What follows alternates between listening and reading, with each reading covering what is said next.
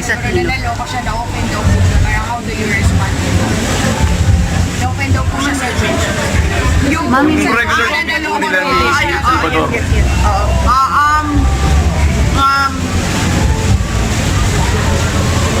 Will you ask them to stop cracking that kind of joke?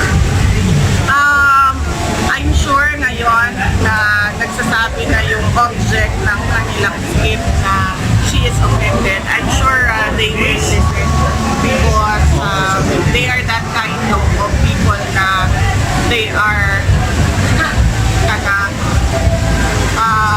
aware sa mga kailangan nilang gawin.